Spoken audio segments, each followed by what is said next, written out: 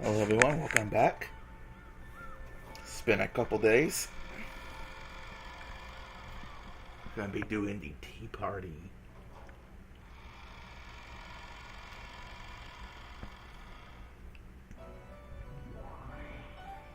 Erica Delana, yes, my master. You called? I want you two to stay in this fragment and explain everything in the remaining first through fourth games. That pitiful transient witch who supports the illusion of the witch no longer exists herself, exposed the naked truth thoroughly. Leave it to me, my master. There is no riddle that I, Fruito Erica, cannot solve. Of course, that's why you're my piece, my double. Birkenstock wore a massive and horrible smile, which Erica shared. Beatrice's illusion of the witch would disappear, and the result in all the previous games would be painted over. It had been crushed in every way possible, and only the naked truth remained. Such a weakened truth was no better than fish on the chopping board for Erica. It is possible to explain all of the past four games with Natsuhi as the criminal, or with a certain irregular based off that thing. I won't let anyone say it's the crime of the witch Beatrice again. I'll start compiling it together at once and then present a first-rate tale to you. You mustn't leave even a single fragment of Beetle's legend of the witch behind. The rumors among the servants, the way people talked about unexplained events, as though that legend was the cause. The illusion of the witch that worked alongside the illusion of Kinso. Deal with all of them completely. Of course, I'll get to it right away. We now have the furniture in custody. We're hurrying to identify their vessels. The seven sisters of Purgatory have already been taken into custody. Those noisy sisters who had served Beato now face nothing but denial. What sort of illusion were they based upon that allowed them to manifest? Everything would be exposed and denied. Eisern Jungfrau had already begun its investigation. According to the most recent results, there is a high probability that they were constructed in the 1960s in the vicinity of New York, and aid has already been sent to the location. The 1960s, the Seven Sisters of Purgatory are made in USA. Even though they bragged about being furniture connected with King Solomon and 7,000-year-old witch, they're a total sham. Who was it? According to the report, there's this group of big-time swindlers who make money by selling fakes to the rich fans of the occult. Because they just see millionaires that try to resell the fakes as though they are real, there's a chance that they've been falsely defied by enthusiasts in the field. We are rushing to find confirmation and further details. So Ushirimiya Kenzo with the sucker who paid big bucks for any fake occult object. Yeah. And that's what the Seven Sisters of Purgatory really are. That's hilarious. Total sham, just like Bito's illusion of the witch. Though they call themselves the Seven Deadly Sins, they're actually cheap fake souvenirs. Well, from their very beginning, I figured they were nothing more than paperweights sold at some shitty souvenir shop. Hehe, paperweights. Have you confronted the Seven Sisters with the truth yet? No, not yet. They still seriously believe they were created by a great sorcerer over 1,000 years ago. I'd like to confront them with perfect evidence and the truth right away, and let them know that they're mere paperweights worth less than $30 US. When you do, I wonder what their faces will look like as they lose all hope. Yeah, I can't wait. Call for me when that happens. I'll come to watch with some of the best black tea and dried plums. Beato's illusion of the witch had already been penetrated, and it's been proven that everything was simply the result of human delusions. What kind of delusions created them, and what caused them in the first place? When the answers were proven perfectly and shoved in the faces of those concerned, the illusion would vanish and be completely annihilated. This is what they meant by execution. An execution is not a show, as general rule is not made public. This is an inspection by the Great Lady Birkenstock, member of the Senate, so she can observe that the Great Court is performing its duties satisfactorily. Do you as a mere Inquisitor of Heresy, wish to deny her this right? Yeah, that's right. I'm just observing as a representative of the Senate to make sure you follow the proper procedures when you carry out your work. We are currently preparing to take Virgilia, Ronov, and Gap into custody as well. The Chester Sisters Imperial Guards are conducting that investigation. Of course, we will then detain and execute those three connected to Beatrice. Delana, What is the true nature of the Shyster sisters? We believe there is a high likelihood that their vessels are weapons used in the crimes. For this purpose, Senior Aide Gertrude has performed a special team. We are currently investigating all cases. I'm looking forward to the Shyster sisters' execution too, one at a time or all of them at once. No one's stupid enough to put an entire can of tea leaves in a pot at once. You got to enjoy it slowly, one spoonful at a time. Yeah, exactly. Let's have their executions on consecutive days. For the furniture and the witches one by one, I'll send you an execution show every day. Wonderful. After all, there really are a lot of them. Looks like we'll be able to enjoy ourselves for a full 2 weeks. Maybe we can let them decide which ones to execute first. Make sure you think of something great for the execution concept. I like to enjoy executions both old and new from east and west every day. The rules state that the method of execution is to follow great court regulations. Leave it to me, my master. I will most certainly prepare you a fascinating execution show. Oh, and you better quarter at least one of them. Of course, I shall make a list of the best forms of execution from all countries from Europe to Asia, which were used by kingdoms east and west for crimes no less than treason against the king. I like to think of some execution methods myself, pondering that will be the perfect way to relax on those sleepless nights. I'll iron out my ideas to send you letters soon. Certainly, my master. Then we all have the Burkestyle style one as the grand finale.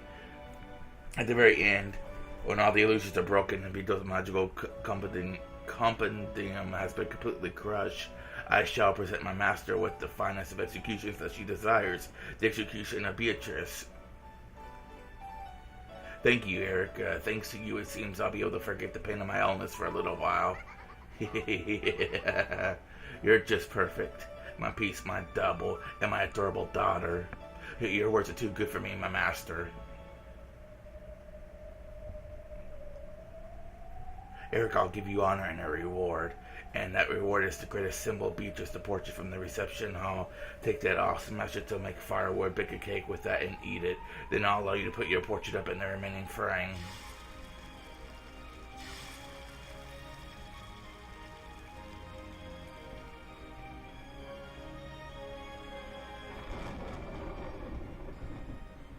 Thank you very much. It is a great honor. You will eradicate and erase Beatrice's name and all traces of her. I'm getting tired already. Until that is all finished, I will order that you be made master of this sealed-off Rokanjima. By the name of the Witch of Miracles, Birkenstell, I proclaim that you will be given the rank of witch until that day. From now on, you will call yourself Erica, the Witch of Truth. The Witch of Truth. Thank you very much, my master. I vow to work even harder so that this honor will not be wasted. Even though she was nothing more than a piece, she was being granted the honor of calling herself a witch like her master, if only for a brief stretch of time. Erica was so moved by that her actions had been acknowledged in its greatest form that she trembled. The landlord continued to aid Erica and report on her progress to me. As you wish. By the way, where's Lambda? She's over there. From the guest seating on the second floor, she pointed downwards. Then the Delta could be seen beneath Battler, who hung there dead and pierced by the red long sword.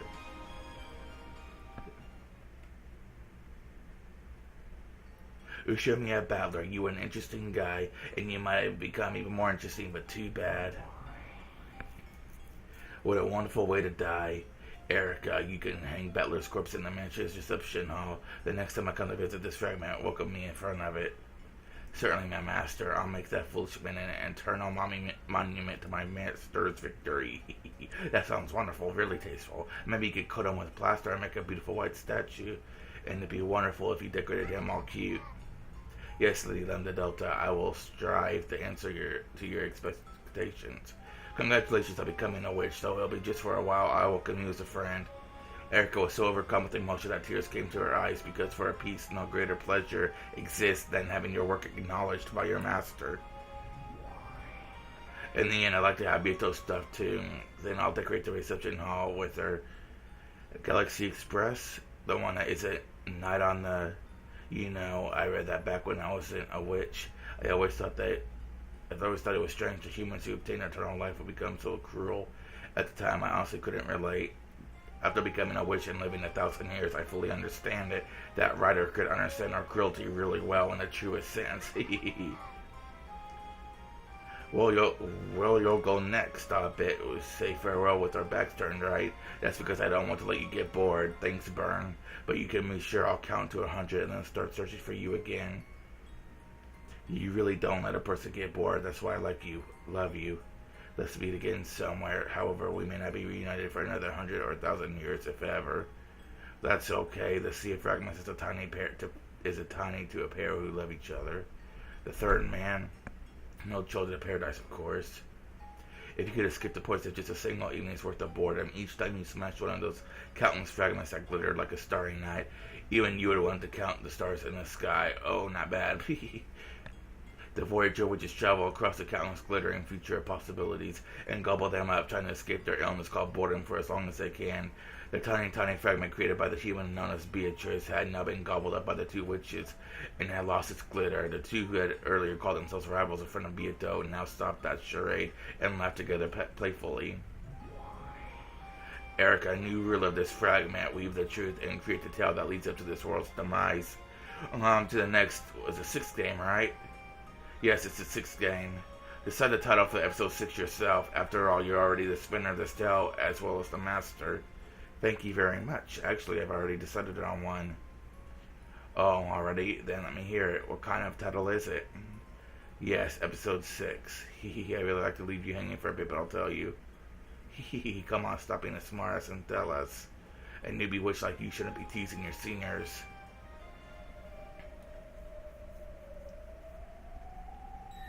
Episode 6, Checkmate of the Golden Wedge.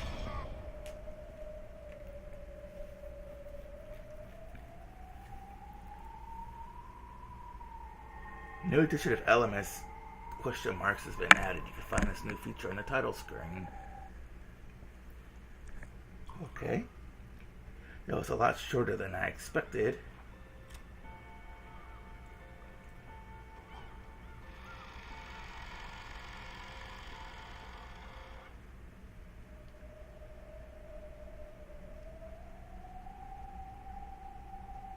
Let's go ahead and do these question marks, I suppose. In the cathedral devoid of people, a figure could be seen still staring up at the heavens. It's just pierced with a long red sword that bent it in a place of the ground. That figure was Battler. Ironically, looked just like what he'd done to Beato's blue wedges in the 4th game. Battler had died quite some time ago. Now in this place, the concept of death means nothing except that one has stopped thinking. Therefore, in a sense, Battler was not dead. After being defeated in a fight over the truth and surrendering, he no longer had the strength to think of a way to resist. That's what made him dead. The Lantern's massive longsword, which had been left in the place of a tombstone, fastened Battler to the spot even after his death. This was all being lit by a faint light seeping out of an incredibly high skylight. Quiet footsteps rang across the still cathedral. From the darkness behind the pillar, a woman slowly stepped forward. It was Beatrice, just like they'd been the whole time in the Golden Land. Her eyes had no light in them, and were still muddied over with gray. This person was once unable to even drink black tea to her satisfaction by her own will, but though it was slow and there was no life in her eyes, she was surprisingly walking. Then with slow, deliberate steps, she reached Battler, who was still dead, pierced through. Then she slowly touched Battler. She tugged on his sleeve. However, Battler showed no reaction. When she realized that he was asleep but death, the witch was the hopeless gaze, let her head hang even lower. Then she quietly whispered, "You liar." Beato softly touched Battler. Then she pressed her forehead against Battler's chest. There was no longer any heartbeat. It wasn't just because he had surrendered, it was because the witches had chased him from the game board. So from now on, Battler would never return. So from now on, the Golden Witch Beatrice would have no reason to exist. Thank you, liar, goodbye, and sorry.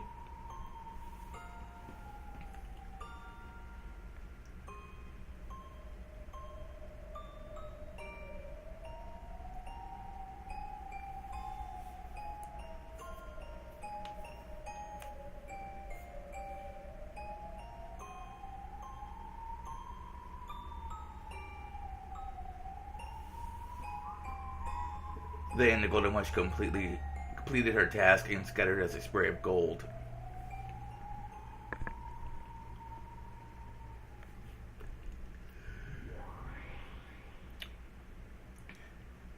My lips are getting dry. I need to get me a drink here in a minute. In the Golden Land, the gray rain gently continued to fall. There was a faint aroma of good black tea. Beato stared blankly at its surface.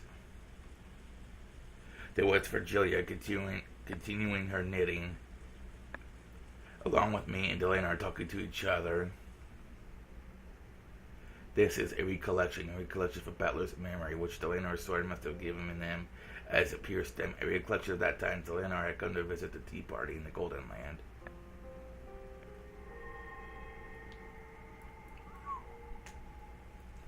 It's the same with me. The next time we cross swords, I won't hold back. Bring it on, I'll be your opponent. Come at me with all you've got. I promise. With everything I've got. Delana, huh? I thought she was an emotionless killer doll without a heart, but maybe she's actually is a pretty approachable. That'll of course neither of us will show any mercy when fighting over the game board. For a while we gazed at the rain-drenched rose garden as we quietly enjoyed our tea.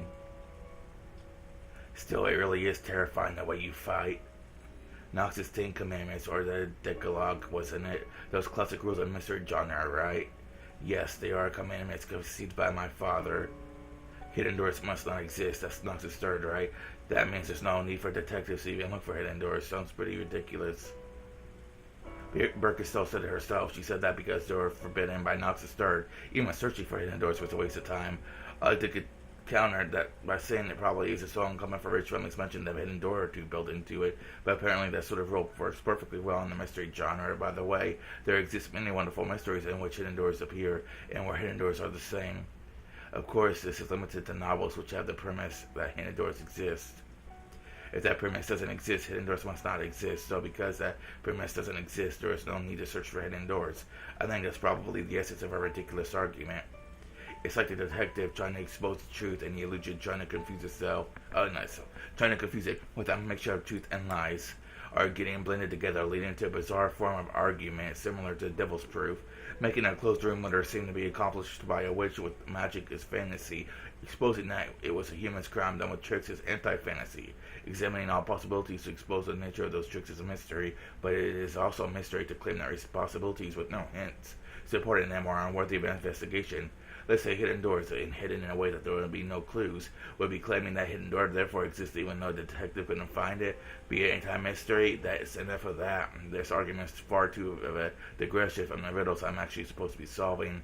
My fight is very simple. I'm only fighting to explain how it was possible for a human to carry out these crimes that were supposedly carried out by a witch.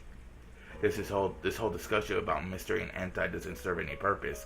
That's why I didn't have any particular interest regarding these rules known as the Nox Decalogue. Do you dislike Nox? It doesn't work for me. There's something strange about making it possible to deny the existence of all hidden doors without investigating.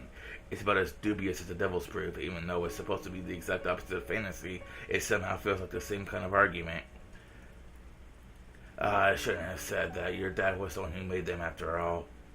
Do not worry. After all, there are some who say it is nothing more than a silly game.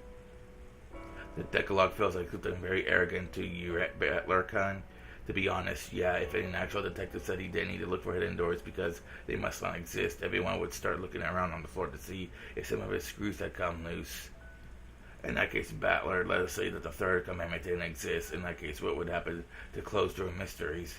What if Nox's third hidden doors are forbidden didn't exist? In other words, hidden doors would always work just as fine as the standard trick for closed rooms. That does not refer to hidden doors with hints or foreshadowing. They refer to only to doors that even the detectives cannot find because, of course, they are hidden. Battlecon, you often fight by using Devil's Proof or assuming the existence of an undiscoverable element X. That's what this is about. That'd be horrible. Those closed room mystery genre wouldn't be worth reading at all. And if it were no longer worth anyone's time, it would cease to exist. No one wouldn't want to try solving the riddle from the beginning, not if they knew the answer might just be an unforeseeable hidden door. Unless you have some guarantee that no hidden door exists, you don't really feel like trying to reason it out. I see, so Nox start is necessary. Without that, it wouldn't be worth reading closed room mysteries. And if you didn't feel like trying to reason it out, what would that lead to? It means you wouldn't even want to read it. That's it. Humans are weak creatures who can't even think unless they have proof that reasoning is possible. That reasoning is possible. In other words, they need encouragement to let them know they can solve it if they work hard enough. That might be true. It's the same with exercising. If you're told to run around the campus 10 times, you can tough it out. However, if you don't know how many times you're supposed to run around it, you probably get tired up before you made it around 3 times.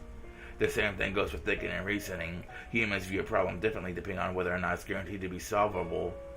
In detective novels, there's always a scene where the detective announces that he's discovered who the culprit is. That's a sign saying the hints have all been given in the previous parts of the story, so dear readers, please try to reason it out. I have always thought it was just a classic line, but I guess it does also have that effect. To put it harshly, until the detective says that, readers won't feel like trying to solve it no matter how much they love solving mysteries. Weren't you like that yourself in the previous games? Now that I hear it, maybe that really was the case. Maybe my fight against Bito really began in the second game. At first I didn't seriously try to tackle the closed room riddles Bito threw at me. After all, I knew nothing that people had died in the closed room and the windows and doors were all locked on the inside. I mean, seriously, talk about having no hints to go on. So I refused to argue on the grounds that I couldn't fight because the lack of clues made reasoning impossible. After that, didn't Bito sneer at me, asking whether I repeat that over and over and forever in an endless repetition of moves? At that time, Bito said this: "Of course, and I'll give you the thing people like you always demand, the reason you always stop thinking and then moan about its lack of information. If you are then given information, you start doubting whether the information is true or not by denying the basis. Is it that convenient? What clever little words to hide your own incompetence." Then she said she'd give me certain information that couldn't be denied, and created the rule called the Red Truth. Once we reached that point, the curtain finally rose on my battle with Beato. So that's when I finally had a guarantee that I could solve this tale if I tried, and I stepped up to the stage with her for the first time. Beatrice, she's a strange person. Though riddles are the only holes witches can live within, she began to give you the Red Truth, a method by which those riddles could be solved. You could say the Red Truth is a hint Beetle gives me so that I can compete in this war of reasoning. Like candy, because I've been given hints, it's like she's saying try and solve it, for it can be solved. An enigma that's guaranteed to be solvable can't be called a true enigma. It's almost as though Beetle herself is admitting that she really isn't a witch. My, that does seem logical. She truly is a strange child. Beetle gave no answer. With gray eyes, she did nothing but blankly gaze at the steam rising from her black tea. My father created the Decalogue to act as a crutch for the power of thinking. Certainly it wasn't made as a way to arrogantly decide things. A crutch for the power of thinking. That's right, by Nox's aid, it is forbidden for the case to be resolved with clues that are not presented. This does not only mean that one is forced to avoid making theories that are not supported by clues. If you turn it around, it means that the one proposing the riddle is forced to display clues that lead to the solution. So in other words, if you follow the Decalogue, all riddles must have hints, and therefore it's guaranteed that finding the solution is possible. See, so this is what they mean by a crutch for the power of thinking. If you can believe that it's solvable, you start wanting to have a go at these riddles. If you're capable of believing that hints do exist, you get fired up about reading the story to search for them. I'll admit that might have the power to give courage to those trying to solve it. You seem to think the Nox Decalogue is a series of restrictions imposed by the one who made the mystery, but it's also vital for the readers. By using Decalogue as a crutch, we're given the courage to need to use reasoning, as well as the willpower to reread the tale several times in search of the clue we might know must be hidden there. It's like the lid of a jar of jam that's too tight and won't open. Like Mom always used to say, if you think you can't open it, then it really won't open no matter how hard you try. Ooh, I'm gonna sneeze. Oh, that was a weak sneeze. Okay. It won't happen. It won't open no matter how hard you try. The same thing happens in sports. They say whether or not you have a strong image of yourself and believe you can win no matter what has a large impact on the records. In that case, the Nox Decalogue isn't really a set of arrogant and strict restrictions. You could also see it as a way to encourage readers who are trying to solve the mystery by telling them to give it up their all, since this is definitely solvable. That's an interesting way to interpret it. Still, I've heard that not all detective novels around the world follow the Decalogue all the time, right? When you bump into one of those, wouldn't you feel tricked? Even the Decalogue is something more than a single interpretation, and it cannot be applied to all mystery stories. Though among fundamentalists of my father's work, it seems there are those who harshly criticize works that violate the Decalogue and call them heresy. There's no end of arguments like this in the mystery world. Was it sort of that famous detective novels detective novel that really blah blah blah. Was this or that famous detective novel really a fair mystery? In other words, one that followed Knox's Decalogue? That sort of argument is already an internal theme of the mystery world. In fact, in mystery discussions, arguments like these sometimes become even more heated than discussion of the actual tricks.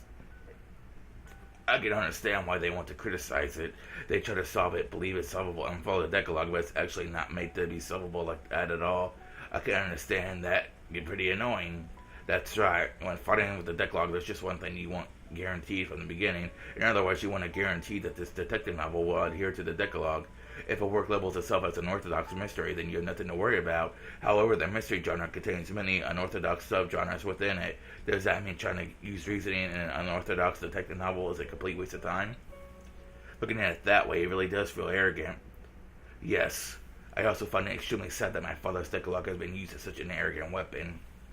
Then again, you just fought Beato using the Decalogue as a weapon. Can I take that as proof that this world of Beato follows the Noxus Decalogue?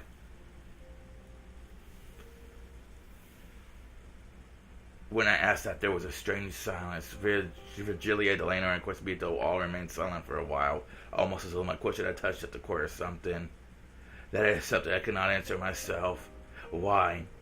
This is a game that this child made, a game to decide which of the two you will win. This child has called it a confrontation between mystery and fantasy, but unfortunately she never said it was an orthodox mystery. That means you have no guarantee that it follows the Decalogue. But the game, at the same time, as Beatrice has said, that the game is a contest between you and her. In other words, there's a chance that you could win. In other words, you're trying to say that reasoning is possible. If you ask this child, she'll probably say that reasoning is possible. However, just as she is the challenger, you are the challenged. The two of you are different creatures. Something Beato might have proposed thinking is solvable may or may not be solvable for you as well. For example, let's say we propose a simple riddle that any Japanese person would know. However, if the person we're telling this riddle to is a foreigner with a Japanese-English dictionary in their hand, it might be almost impossible to solve. In other words, it's possible to have a one-sided solvable problem, which might be easy for the questioner, but extremely difficult for the person trying to solve it. By the way, do you know the foreign riddle, why do dragons sleep all day? The answer is, to battle the night. It is a riddle from the English realm, so it might be a little tough for a Japanese person. For that reason, I cannot say for certain that this is a tale something you will be able to solve. However, I can promise you one thing. I will guarantee it with the red truth. What? Beato wanted you to solve it, so she made this game. The riddles of this tale solvable. That alone I will guarantee with the red truth. It was one guarantee that all those who try to use reasoning desire. I don't know if my father's Decalogue will apply to that answer or lead you to it. However, when you run into a tight spot and want a compass for your reasoning, please try using my Decalogue if you remember. It might give you renewed courage and might possibly even lead to some new discovery. Thank you. If I'm truly stuck, I'll think about your fighting style. Are you sure it's okay to help out an enemy like this? Pay that no mind. I came to this tea party without a gift. I hope you enjoy this in a place of a snack. And if you come face to face with me again, there probably won't be time to speak of such things so casually. Nox's Decalogue and Virgilia's Red Truth. Beato wanted me to solve it, so she made the riddles of this game solvable. In other words, Beato wants me to be capable of solving it. Is it that proof that this reasoning is possible? Of course, that's from Beato's point of view. And it doesn't necessarily mean that reasoning is possible for me. Compared to the before and now, when I didn't even know whether reasoning was possible or not, that on one line might give me a great deal of courage. At least it has the power to silence any negative thoughts about this all being useless. Unless the other parties are sure that reasoning is possible, you won't do it. It's almost like love between shy young people. Love, yes. Unless you have proof that the other person loves you first, you don't want to love them back, right? Both boys and girls want to hear someone else say they love them first. That's their dream. If they're in love, they don't want to love the other person until they are sure this person loves them back. After all, there's something that's painful as a one-sided love, and the scars of the heart left behind last a long time, because they are afraid of that pain. They want proof that the other person loves them first more than anything else. I see. That's an interesting way to explain the relationship between the writer and reader in a detective novel. Yeah, maybe you could like a detective novel to that. Both the writer and the reader. The first one, the other parties say they'll solve it, or that it can be solved. Until the writer is sure that the reader will certainly have a go at the riddle. If they propose it, they don't want to write their story. The same goes for the readers. Until they are assured that they will certainly be able to solve the riddle they tried, they don't want to read the story because they don't want to write what they consider a masterpiece. It hurt when no one reads it. Because they don't want to reason about what they consider a masterpiece and be hurt when they realize it was all useless. By that argument, it really isn't a stretch to say it's like love between shy elementary or middle school age kids, even though they don't really want it, they don't have the courage to reveal their feelings, and they really do want it. Okay, so they wait uncomfortably for the other person to confess. By the time something's happened, here more than that, sometimes the girl ends up going out with a totally different guy. That's what my first love was like. Along with these one-sided feelings they can't express, they lament the passage of a summer that will never come again. The days of their youth end. The writer who wouldn't write until he gained the support of readers goes off for all eternity without realizing it's made him work. The reader who waited for the writer's rise to fame goes their whole life without knowing the joy of the message genre. The Battler Con one does a chicken or the egg type of shy love reach the level where it can progress into mutual love. Well, that's probably when things start to pile up. It starts a relationship between friends. They communicate with each other more and more. And when the two both reach the level where they're sure that I like this person, they surely like me, well, then they probably just eventually become a pair of lovers. My impression up until now was that relationships starting with a sudden confession of love tend to break up more often, whereas pairs who never actually confess to each other but realize that they've always been together usually stay together for a surprisingly long time. In other words, the step is once the two of them believe in each other. A relationship of trust is born, is what you're saying. Maybe it's a bit odd. I've always thought that the mystery genre was a battle between the writer and the reader, but maybe that's not quite right. Yes, it's something that cannot go on without a relationship built on mutual trust, a relationship with love.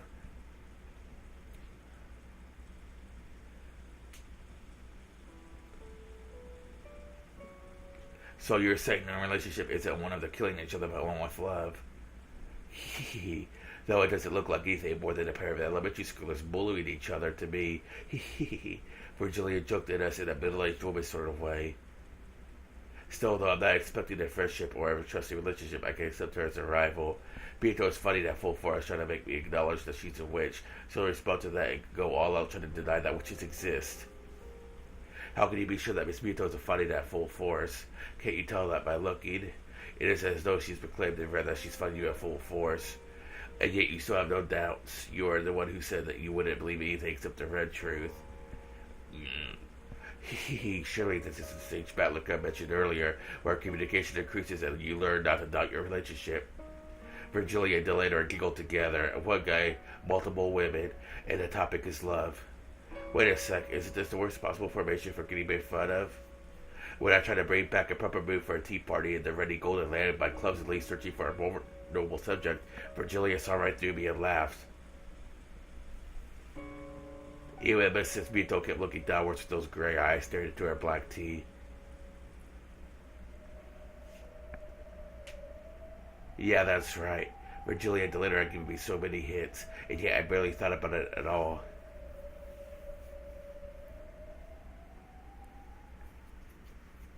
By now it's all too late, let me think. Now everything is too late already, and I've got an endless amount of time in my hands, let me think. One more time, let me think about the red truth Virgilia gave me, the crutch of the Decalogue that Delano let me. With the red truth, Virgilia guaranteed that at the very least Beato left enough room in this town for me to achieve victory. That red truth guarantee will once again give me the power to start my heart beating. And there's the crutch with the Decalogue which Delano let me. Delano herself warned me at the beginning that the Decalogue isn't so almighty that it can solve all riddles. However, she said something about how it could be used as a method to solve, not to take on riddles. Let me try it. No, there's no guarantee that this tells a mystery or fantasy. Let me believe that I'll definitely be able to solve it. That is a solvable tale, a mystery. Let me take it on one last time.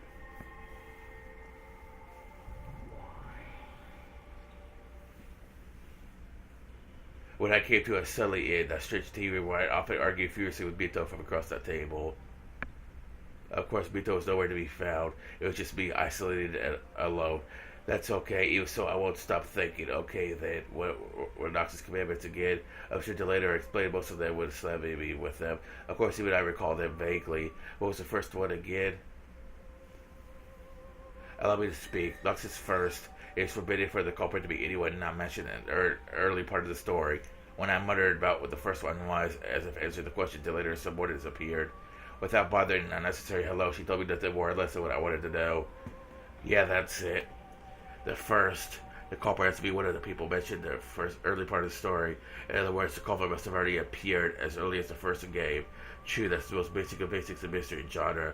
As classic assumption. Have I really been keeping that assumption? Which, with each new game, the number of people in this town keep increasing. That violates the closed circle truth. By that point, everything gets screwed up. Did I give up on the inside, thinking that the true culprit or mastermind must not have shown up yet, and that the reason he was therefore useless? If I read this town's fantasy, new characters keep showing up to the point where even having a demon kings or gods or creators appear wouldn't be strange at all. Even the true mastermind first appears in one of the last episodes. I'd have to accept it. However, if I read it as a mystery, stick with that conviction, then there's no need to worry about There's no need to worry at all about anyone who shows up later, because Noxus first clearly states that it's impossible for the culprit to be anyone who appears later on in the story. Of course, there's also what both the letter and Virgilia said. There's no guarantee that this tale follows the rules of the Decalogue, so of course I can deny the possibility that the culprit first appeared in the second game or later. However, this is one way of thinking. This time, I'll forget about the devil's proof completely and try to borrow the power of the Decalogue in my thinking. After all, I've already said to myself that I won't be able to reach the truth without a multi-angled outlook. In that case, that means the culprit in all of these repeating games is one of the 18. From the very beginning, there was no need for an allusion to the 19th person. Even the first of Noxus commandments denies the existence of an unknown person that is known as the witch from the very start. If I had to follow that in the truest sense, I might not have suffered so miserably in the second game. In Noxus' second, allow me to speak. Noxus second, it is forbidden for supernatural agencies to be employed as a detective technique. The letters and other subordinates appeared without a sound and gave me an answer to my question. That's right. And a detective can't go around using magic. So, if this is a fair battle, does that mean that, like the detective, and the culprit also isn't allowed to use magic? Allow me to speak. Know that you are free to interpret it as you please. Yeah, that's right. Sure, I'll interpret it my way. It just gives a battle between me and Bieto because it's still solvable, though elements will appear that make it impossible to solve. In other words, things like magic mustn't appear. When they do appear, I should have suspected the mystery elements breaking down, but I should instead question why it was shown, and the suspect in the witnesses and observers. That's right, that was Bito's greatest weapon in the second game, depictions of magic, which couldn't exist in a mystery. By showing me that, she forced me to think that this stone wasn't a mystery, and then for that reason it was impossible, so I surrendered. However, if I believed unshakably that it was a mystery, it would have been completely obvious to doubt the witnesses who claimed to have seen magic.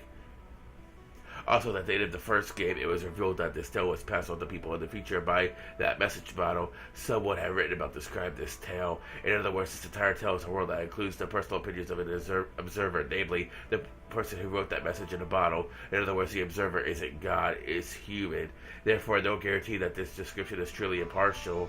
By the end of the first game, it was already clear that we'd broken the constant premise of the mystery genre, that the story itself must be seen through the eyes of God. For that reason, it's possible to doubt, even the observer as well as the witnesses. If I could have done it this much, then no matter how many seemingly unstoppable displays of magic appeared, I wouldn't have had to blindly accept them and give up. However, that begs the question, is it even possible to solve a tale written by an observer who isn't impartial?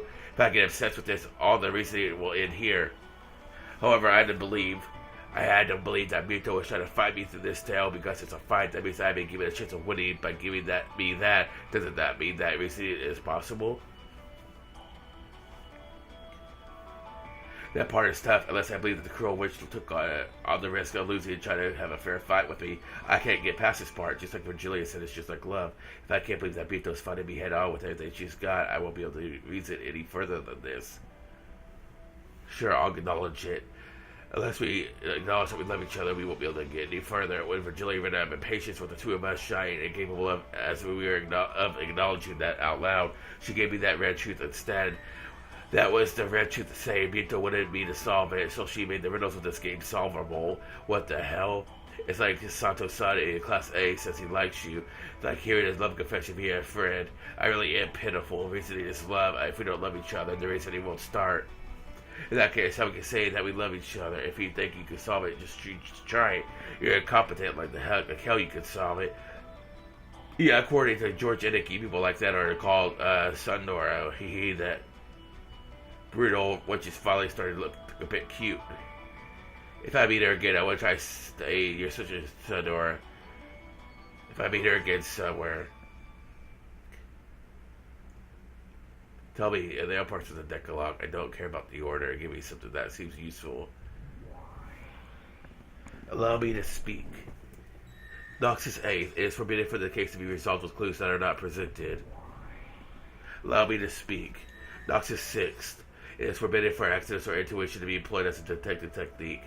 It must not be solved with clues that are presented, and if it must not be solved by relying on accident or coincidence, and this tale is made to be solvable, we can read this the opposite way. In other words, clues must be prepared so that the case can be solved, and it has to be made in a way that it can be solved without relying on coincidence. If I can believe that Beatos challenged me to a fair game where reasoning is possible, then I can be sure of that. In other words, Beatos already left me clues, hints, and messages in this tale. It isn't from the Decalogue, but Erica or someone said this. There are three riddles to be exposed in the mystery. One is the who done it, who is the culprit. The one is how done it, how did they commit the crime. One is the why done it, why did they commit the crime. All this means that clues related to these three riddles are already present in this tale. No, strictly speaking, it's like this. Because she wouldn't be to solve these three riddles, Beatos scattered hints about. Though whether I'm capable of catching those or not is another matter.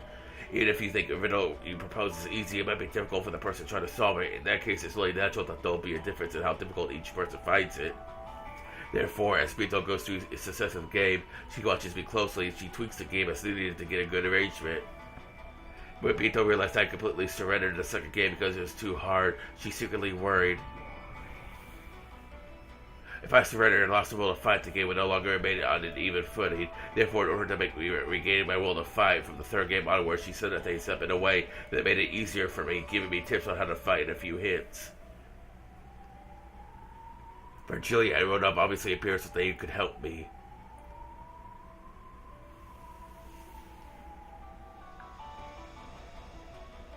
Also, though we still had the usual crazy magic shows, she gave me the metaphor of the broad tube trial, as well as tips on how to fight back. I finally understood how to fight, and most likely at the end of the fourth game, Beato managed to have an all-out showdown with me that she probably wanted. The Beato acknowledged that my abilities had become full-fledged and had trusted me with her heart. She had trusted me with explaining this now, didn't she? In that case, it's really dumb of me to boycott most of the fifth game just because I was so disgusted with those two witches. It doesn't matter who the game master is. All I need to search for is the truth and beat those game. On the contrary, I should probably thank those two witches just for the continuing the game in Mito's place. Now that she's gone, I'll do everything to me. Of course, I doubt those evil witches were trying to do anything of the sort. Culprit, crime, motive, the answers to the three ultimate riddles, the hints must be scattered throughout the previously shown tales. It's probably a very faint light, like trying to find bees that have fallen into a sandy beach. They're definitely there, however, they're so faint that unless I believe strongly, there's no way I'll be able to find them. Please let me speak. What is it? Go back through the tale, know that you will be given them as long as you don't lose sight of the true faint light. Right now, through this tale, know that for reason it to be possible, a trusty relationship is required. Yeah, I know. In fact, maybe I finally noticed just now it's something that's been repeated over and over again throughout the tale. Persistently so. Without love, the truth cannot be seen. Slowly the tea room dissolved into darkness. Then, as though I was slowly sinking into a pitch-black sea, I passed through the crevice of the long journey I taken with Beato and kept on falling and falling. It was a bizarre experience. I like crossing over the boundary of sleep while still cautious.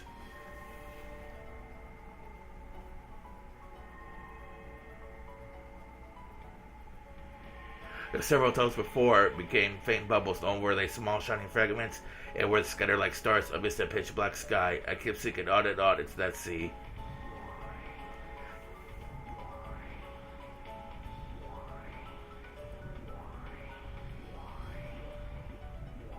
The tales up until now, one after another, Virgilius guided Dante to Mount Purgatory and brought him to the feet of the Eternal Lady who waited at the top of Beatrice. Therefore, the innermost steps lay not at the bottom, but at the peak of Mount Purgatory. The Eternal Lady had been waiting there for Dante the whole time. And then I knew.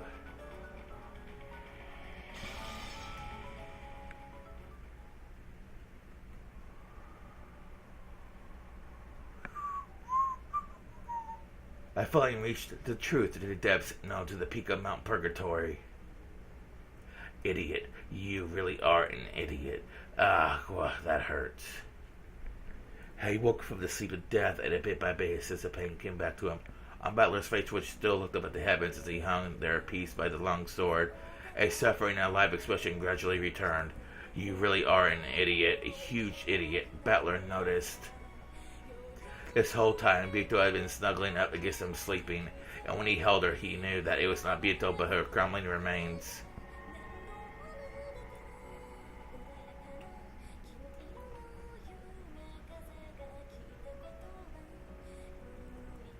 So when Battler just tried to hold that form as fragile as ash, then just like a sandcastle made on beach, washed away by a small wave, it fell apart as it lost its form.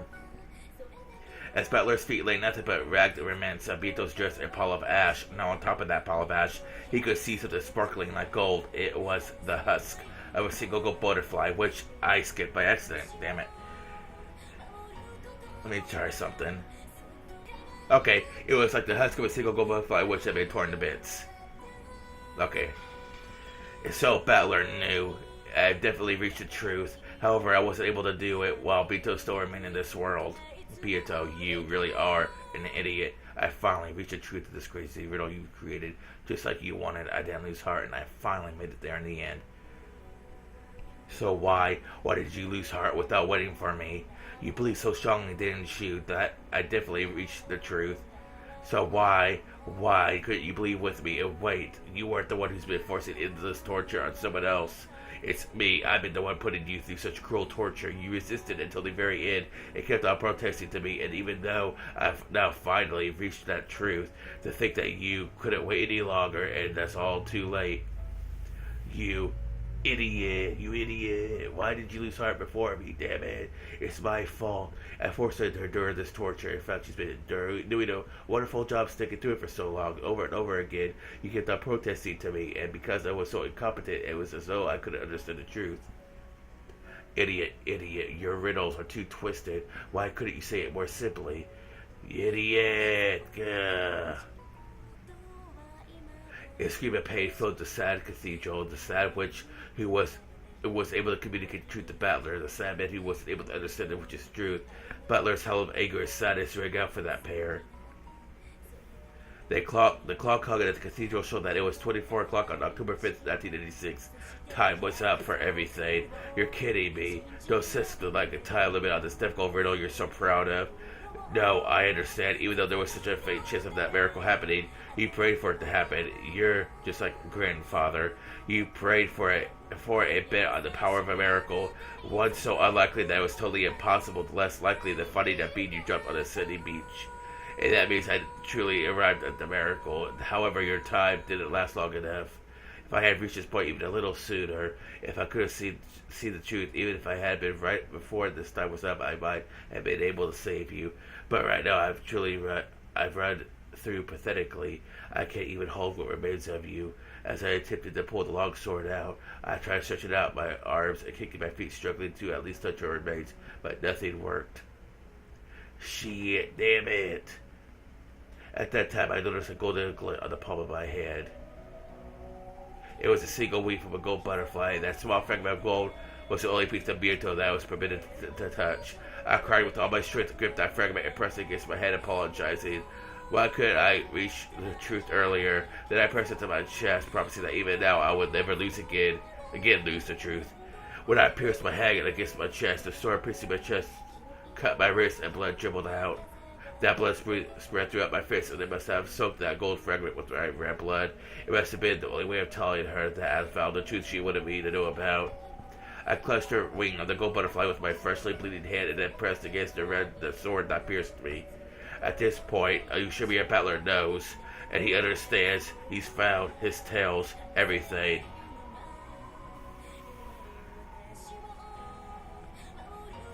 At that time, it seemed as though a faint golden light leaked out of the gaps in his clenched fist.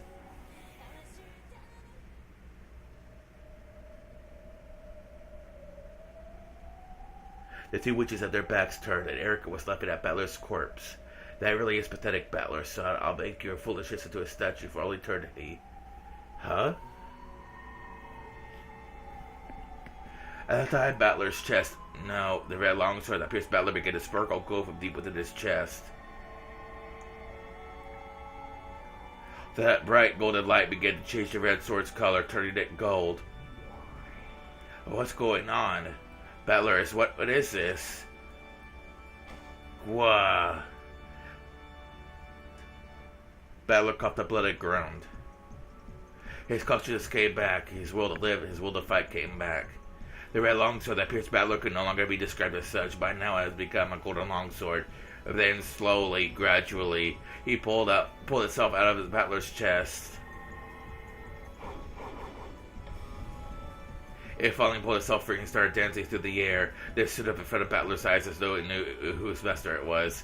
Battler, crawling on the floor and money, grabbed the golden longsword, and it looked painful. He slowly rose to his feet once again.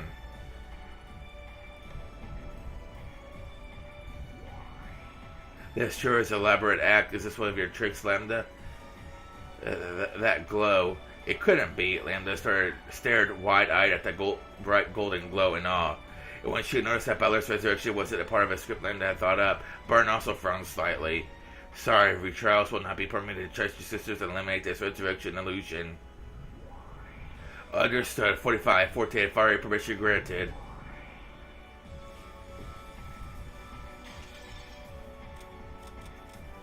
It's unable to target. IFF error code 999. Eek! 999, you say impossible. The Chancellor Sisters hesitated, unable to carry out Burgessell's orders. Lambda, what kind of farce is this? The illusion of the witch has been completely destroyed and the trial ended with our victory. Sorry, Bird, you'll have to stick around a bit longer. Isn't that right? You should be a battler. Yeah, sorry to keep you waiting, Erica. Burgessell. Now it's time for my truth. Request for a retrial accepted. The Assembly of Witches retracts their adjournment of the Court of Illusions. Objection. The trial has already been concluded that the results have been announced. Objection overruled. All verdicts are overshadowed by new truths. Objection. Not only has Battler been banished as a player, he also doesn't hold the rank of a witch. He isn't qualified to call for an appeal. Objection overruled. He already does have that. By the name of Lambda Delta, which uncertainty I acknowledge it. Ushabia Battler, I acknowledge you as the new Golden Witch. No, as the new Endless Sorcerer, Ushabia Battler. Oh, what did you say? Battler got the rank of a witch? The rank of a witch which she had desired for so long had been granted to Battler so quickly. And on top of that, this wasn't anything temporary. This is an official proper authorization by Lambda Delta. Erica could accept it and her face turned bright red. Looks like the kids' game really will keep us entertained till the very end. I sure I'll play along. Erica, you handle this. The red truth you created with me is perfect. The construction of truth that makes Natsuki the culprit is perfect. Battler certainly won't be able to break it. Of course, my master. There's no need to worry at all. Anyway, Chancellor Sisters, my master ordered you to fire, right? How long is it going to take you to carry that order? Error code 999. The access code is required to target the Territory Lord. Yeah, I told you he'd do it. Yeah. Territory Lord, who controls this fragment? I do. Territory Lord, you don't mean Battler is? Yes, Ushabia Battler has been authorized as the official Territory Lord of this fragment. Yes, that's right, so you still don't understand. You don't know what that gold sparkle signifies? He reached that Battler has. He's made his way to the innermost depths of all truths. That means Battler's understood everything about this world, this tale, this game. In other words, he's reached the position of the game's master. I bet you don't know what to believe it, right, Bird? Yeah, I know what to believe it. Okay, I'll test Battler to see whether he really understands everything. Erica. Too bad, Erica. Just when you were finally appointed as the Territory Lord of this fragment, you've been deprived of that title. The new Territory Lord of this fragment is Ushabia Battler. Is that awful? Hey, don't you feel just awful? How's it feel to be deprived of that title just when you finally got it? How's it feel? Wah, Battler! If you think you can disprove my theory, just try it. It's impossible. Impossible. The theory I've created has no holes. It's impossible to deny that Natsuki is the culprit. I can construct a theory that was someone other than Natsuhi is the culprit. It may be that your truth is impossible to disprove. If so, that means your truth will be able to deny my new truth either. Butler spoke with the red truth, allowed him by his status as a sorcerer. Culprit the Natsuhi? Hell, that's the later. Let's see where this delusion Butler says takes us.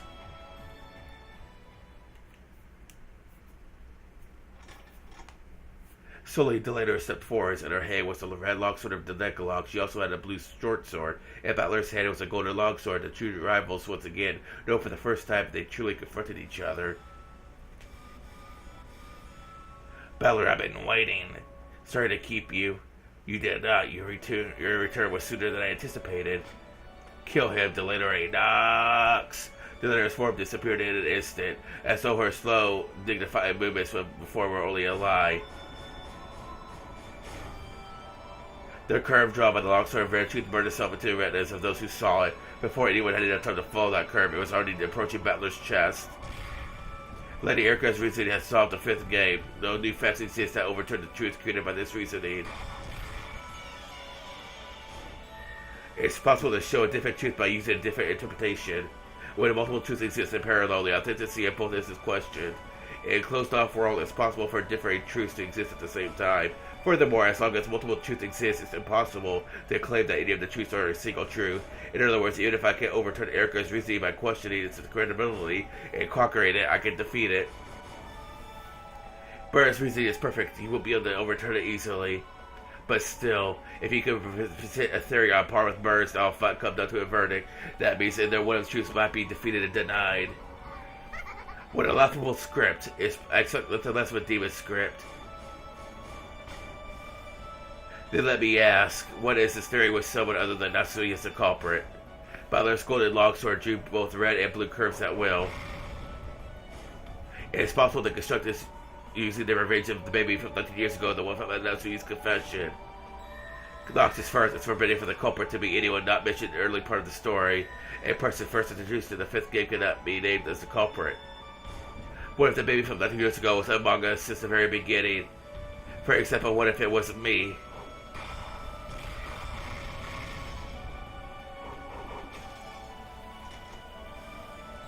Nox's eighth. It is forbidden for the case to be resolved with clues that are not presented. Was there ever a foreshadowing showing that you might be the baby from 19 years ago? The rare truth of the fourth game that I'm not the son of my mother, Sumu. The feeling that there was hiding something from me in both the first and this game. And in particular in this game, it was made clear that there was some special circumstances having to do with my birth. Butler proposed that he might be the baby from 19 years ago, and announced that he reconstructed crime with himself as the culprit. As they later cautiously held her sword ready, she gauged the distance between them. Now that Butler had inherited the position of this world's territory lord and attained the rank of endless sorcerer, his movements surpassed human understanding. By now, the physical distance between them probably counted for nothing. After all, their extremely agile battle was surpassing the point where the concept of distance had made any difference.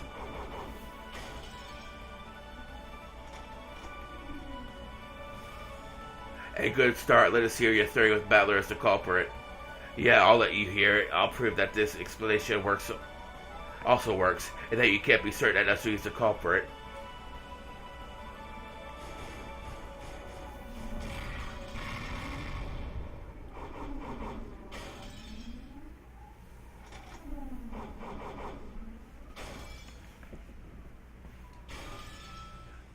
Good. If you're supposed to be the culprit, that creates several contradictions. I'll use those contradictions to reap your feeble truth. I, Furuno, Erica, the detective, and the Witch of Truth will. This time, Erica stepped forward.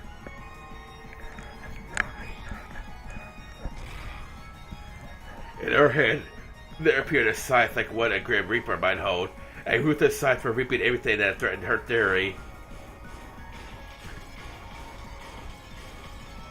It's only possible that the crime that taking place between 24 and 1. During that 1 hour, you were the dining hall of the mansion. Therefore, it's impossible for you to commit the crime.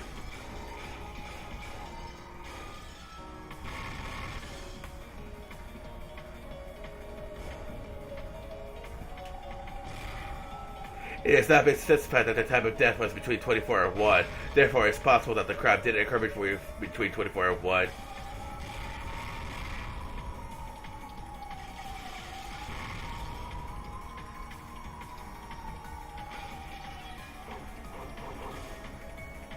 There is a restriction on any murders in the cousin room. From 1 a.m. until the discovery of the crime, it was impossible for any criminal action to occur in the cousin room.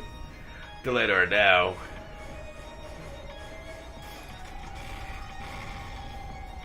Noxus 8. It is forbidden for the case to be resolved with clues that are not presented.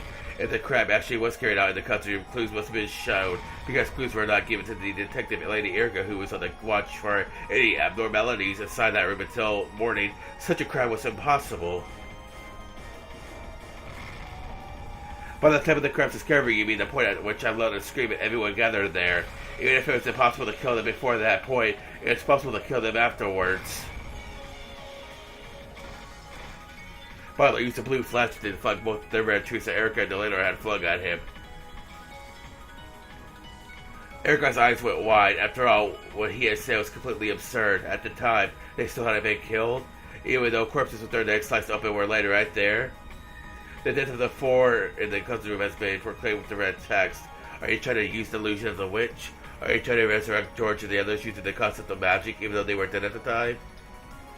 I see, since you believe they were dead by that point, it probably looks as though they were dead, might have been brought back to life to you, so this might look like magic in your eyes. In the case, I won't be the one to take the next shot at you. Fool, how often do I say it? The deaths of the 4 people in the cousin room have been proclaimed with the red truth. Furthermore, those corpses were witnessed by a large number of people. Furthermore, it's already been proclaimed in red that no examination of any corpse would lead to a mistake result. Take that, dead people.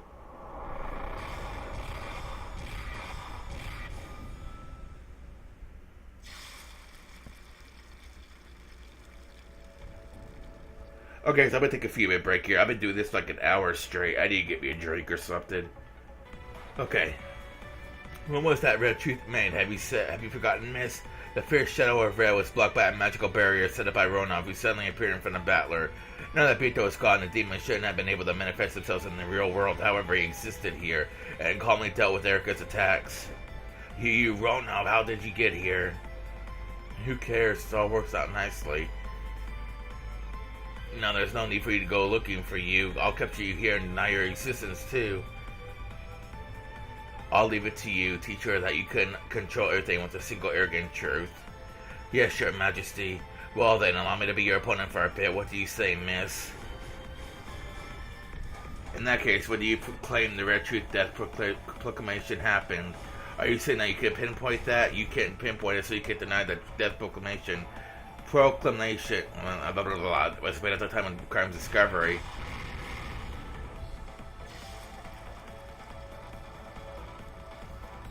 When this court was opened, Lady Lambda Delta made a proclamation. She said this was 24 answer session. The death proclamation was made at 24 on the second day, in other words, at the end of the game. That does not deny the possibility that the murder occurred after the morning of the second day, after the so-called discovery of the crime.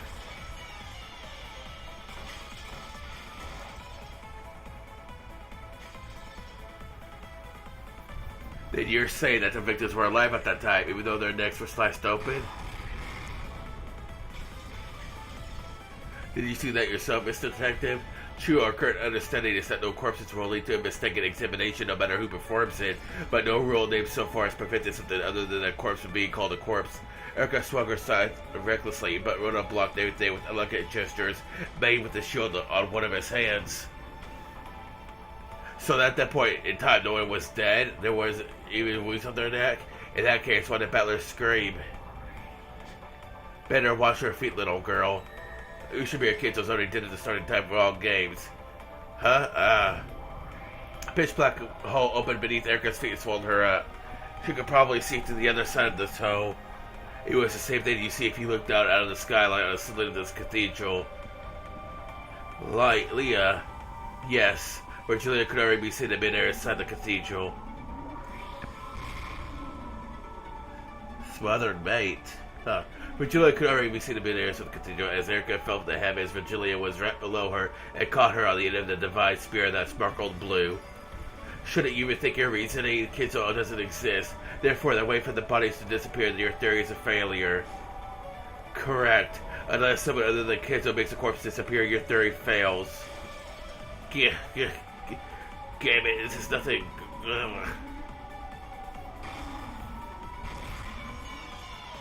But Julia's blue device skewered and pinned Erica in midair. Erica struggled, filled with hatred, but she couldn't get it out easily. Then all around her, several small fascinates clayed off the walls and enveloped her. The 7 people manifested themselves at once. We are the 7 sisters of purgatory. Know this full of our master. You lowly paperweights. After George's death, his corpse was never moved. After Jessica's death, her corpse was never moved. After Mariah's death, her corpse was never moved.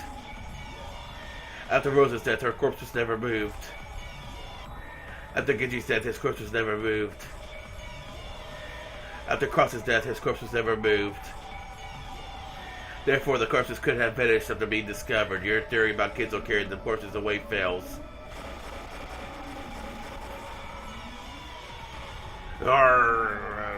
But so what? Even without Kenzo, I can explain how the corpses Fruto Erica had to revise my theory. When I do, the detective does. Erica's probably capable of escaping this, even with Kenzo's existence denied, but making only a small revision to her theory. However, to her having to revise a theory she had already created was extremely humiliating. Looks like you toyed around with your plan too much in order to go to Natsuhi like that. You played around too much with your reasoning. At this point, your master is the only one who can speak of Kenzo's death with dread truth. This is what you give her playing around in the witch's darkness. Though that Fruto Erica. Ugh. Of course, even Erica had done it because of his existence from the beginning. However, it had previously been impossible for anyone to deny his existence in that trial, except for Birkenstow and Lambda Delta, who sided with each other. And because of the willful silence of those two, the truth about Kenzo had truly been affixed. And yet to think that Butler had become a witch, a sorcerer, and capable of using red without proof. However, she had her own inquisitive heresy who could also use red without proof of the counter. The Lenore. Noxus second, it's forbidden for a supernatural agency to be employed as a detective technique. If you had shown that Kenzo has died with red truth, then I demand that you display proof of human truth that could be used to make that point. Forgive me, damn geezer. Overcome it, Battler. Don't let my corpse stop you. Presentation of evidence. I'll present a corpse that could possibly be defined as Ushimiya Kenzo's. Could you prove that this corpse is Ushimiya Kenzo's, no matter how much it resembles him, unless you can prove that it is him? Is it possible to claim that it was a specific corpse of someone else? Can you show that it was Kenzo's corpse with the truth of humans? In this case alone, and with the red truth specifically, no counter-argument will be valid.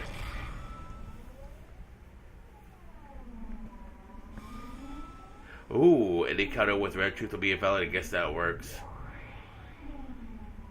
It may be true that the existence of a third-party corpse has already been denied with red. However, saying that with red is forbidden, he Battler has nowhere to run. Hehehe. That's right. In this closed-off rock achievement, there is no objective way to show that this corpse is grandfather's. It itself suggests the possibility that this corpse is a body double. This is unidentifiable corpse cannot be served proof of Kenzo's death. Checkmate, my theory does not waver. The letter has sealed off direct truth as a means of proving that Kenzo's corpse had been shown, even with the power of witches Butler couldn't argue back. How are you going to prove that this corpse was Kenzo's if the red truth is sealed? It's impossible. It can't be done. Well, it's red or blue, right?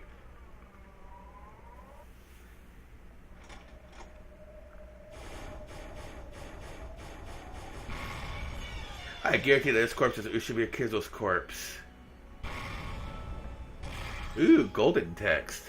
They went to later and met with Battler's golden flash. She was unable to fully block it with either her red longsword or her blue short sword, and she was blown backwards into empty space. It was a direct hit without any miscalculation, though she had always seemed as firm as a small giant before now.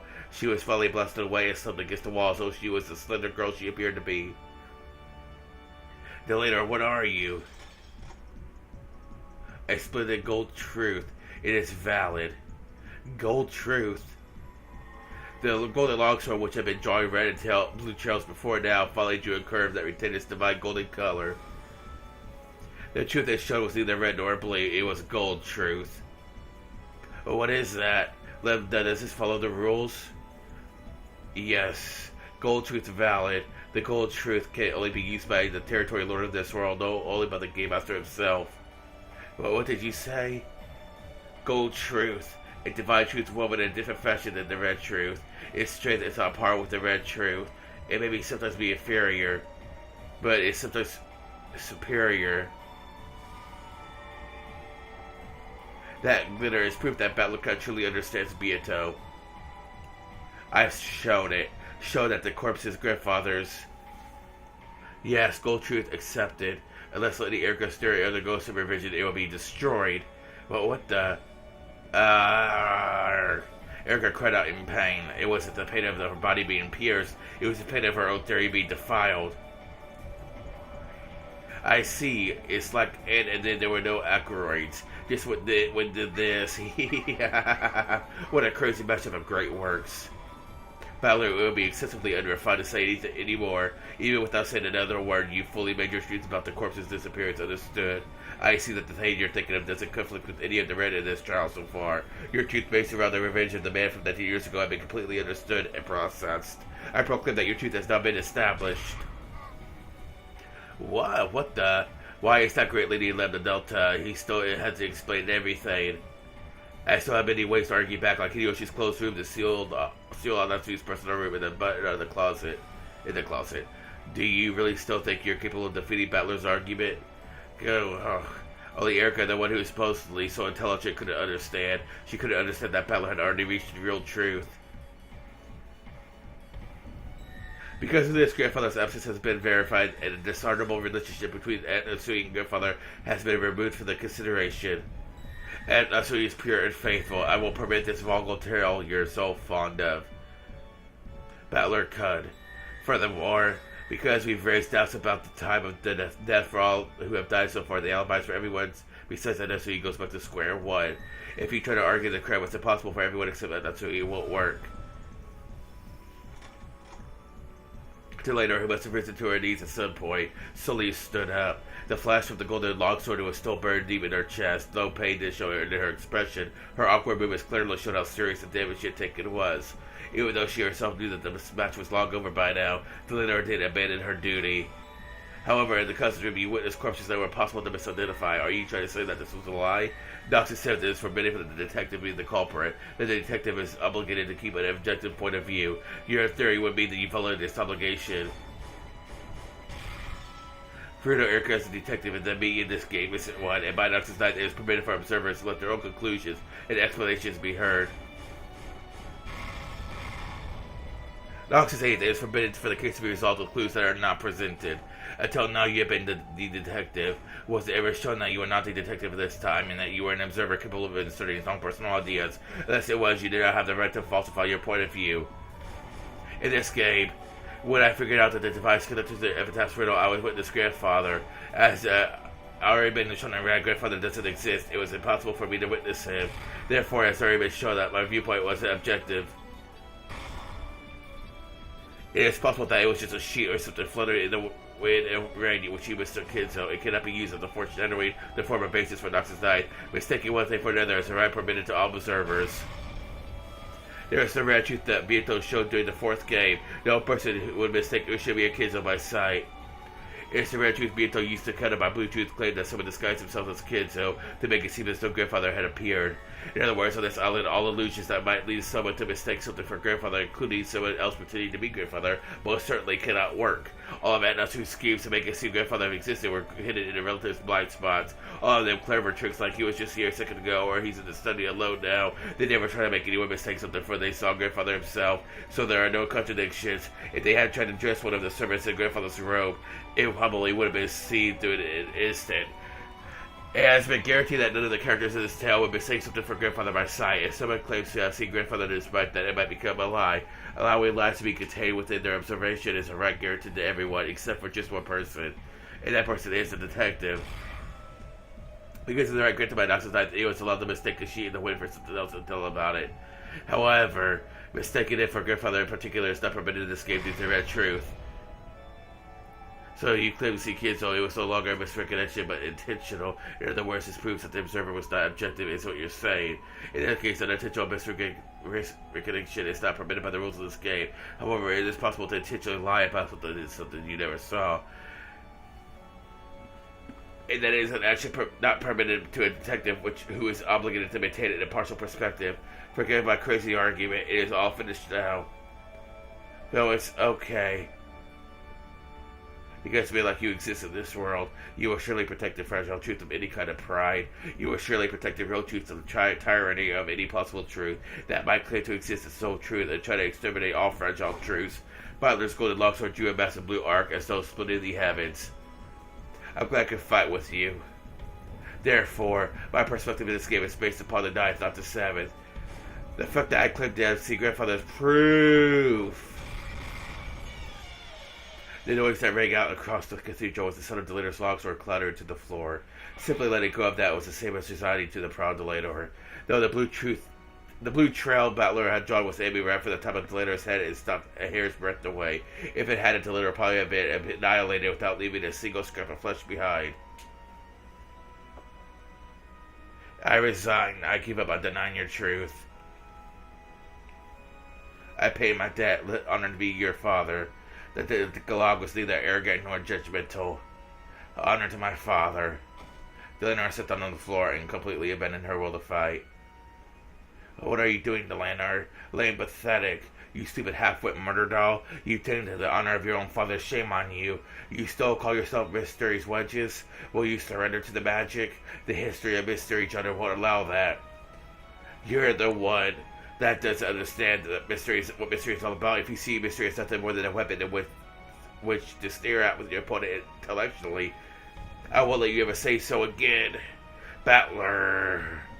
I'll present a truth that conflicts with yours. Natsu is threatened by a phone call over the eternal lies sent by the man from 19 years ago, me. His goal was to make Natsu look like a murderer. From the beginning, this has all been a drama of revenge intent on framing Natsuhi. That's wrong. It's a drama of revenge against us. You should be fairly Natsuhi thought up. Your theory outright opposes mine. Though you still can't pull out the blue spear that's sticking through you, right?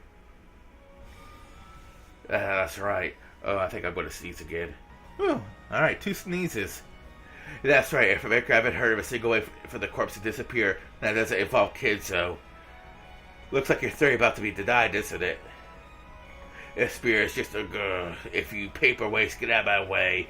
The deeply piercing blue spear and even 7 red snakes tormented her theory. They won't come out. They won't come out. I acknowledge the mistake in Erica's reasoning and need her revision.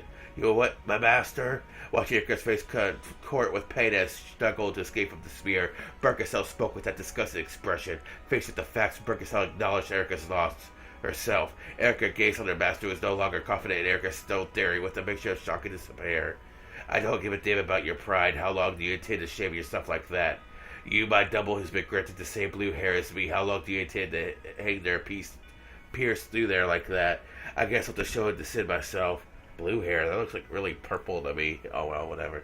Looks like I don't need a piece after all. What a pain, what a total pain. I don't need a piece, I'll just throw it away. Yeah, that disappointing, regretful, discouraging, hopeless, that thought of a misfire.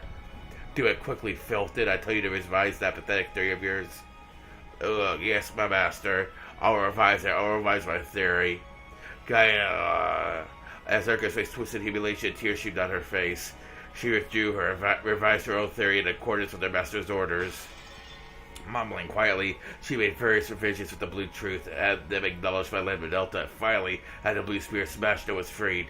Though that blue truth did indeed explain how the corpses disappeared, it couldn't conceal its desperation. It was a bit of truly shabby reasoning. My master, I have taken it out. My theory is perfect. Are you kidding me? It's horribly pathetic, but I'll forgive you. Because your face and your theory are so lame, it's funny. Erica was taunted by her master, who wore an ugly expression. She thrashed about on the floor, crying bitter tears. She wounded Delator stepped out before her. Not Delator. The wounded Delator stepped out before her, as though shielding her, spoke to Burkesell as well as Battler. Regardless of how pathetic it might be, Lady Erica's revised truth is valid. Yeah, that's right. Regardless of my truth, yours can exist at the same time. That's what this world is like. No one can disprove them, so even if there are various truths, and even if they contradict each other wildly, they can exist at the same time. Here, as many truths exist as you can imagine. No one can just deny that all of their own. Yes, that is true. I won't let anyone deny Lady Erica's truth. Delanor, as long as I'm here, I will protect that truth. No matter how pathetic it is, I will not laugh at that truth. Wah! The words of Delanor, who Erica previously looked down upon, let Erica once again trash him out on the floor sobbing.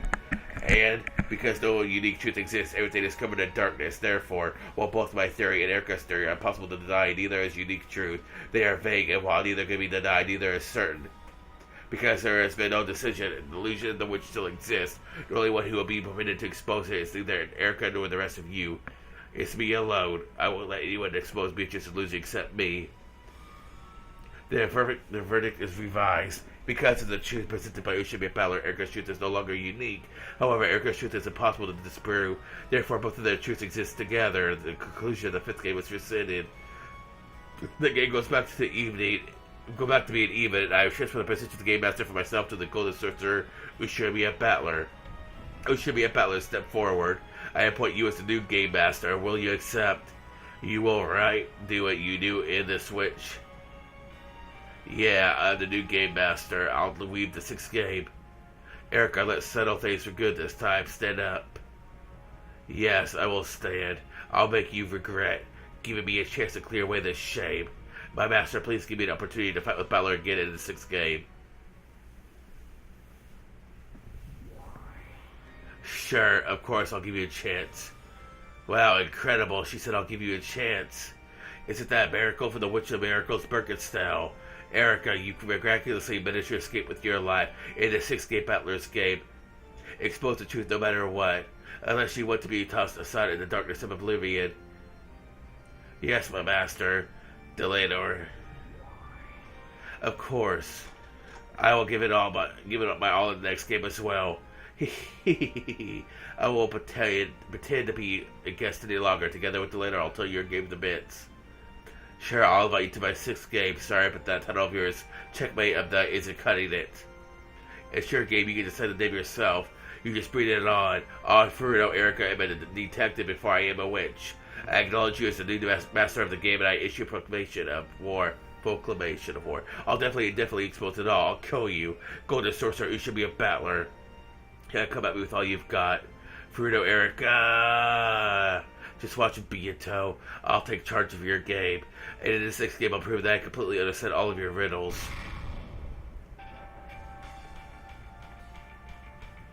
Ooh, man, my nose needs to be blown. My lips are dry. My throat is sore. I need to stop talking for the rest of the day.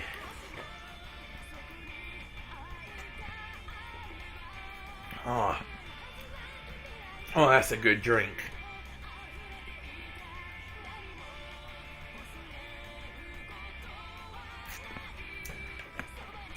I didn't really expect it to take that long.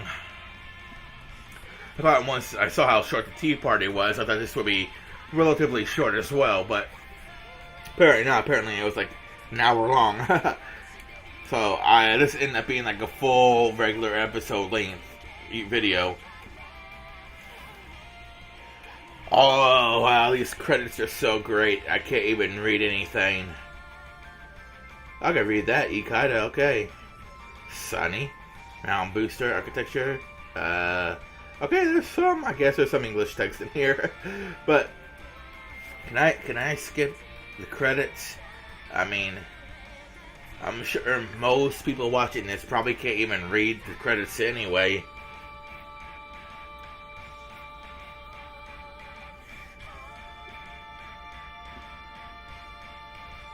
Oh, the credits are over.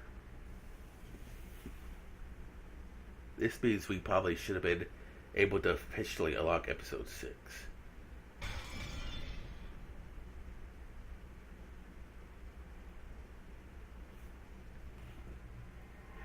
The issues of the new features. The Golden Witch has prepared again for you the commissionary your stay. You can find these new features on the title screen. Okay.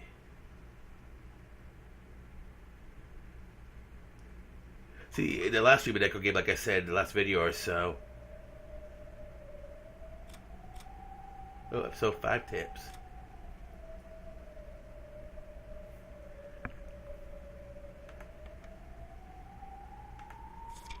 Okay. Resurrect. Huh. Okay.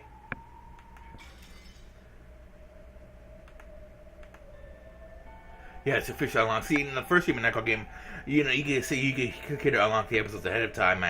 It just gives you a warning that you might not really know what's going on. I guess it's for people who's, replaying it or something. I don't know. Or maybe you don't want to do the tea parties. Yeah, like I said in a video or two before, I never really did the tea party or the question marks in my first Umineko game.